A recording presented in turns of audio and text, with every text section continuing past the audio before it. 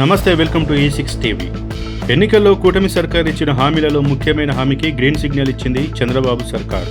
కూటమి ప్రభుత్వం ఏర్పడి ఏడాది అవుతున్న సందర్భంగా నేడే తల్లులకు కానుకగా తల్లికి వందనం అమలు చేయనున్నారు.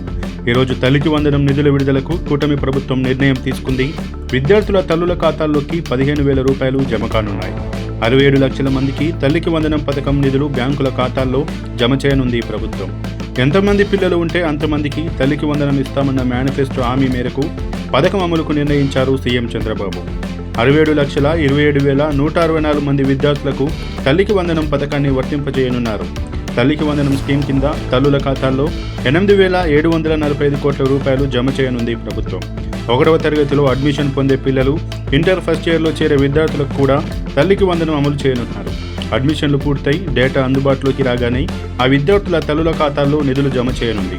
విధి విధానాలను ఖరారు చేస్తూ నిన్న జీవో విడుదల చేశారు.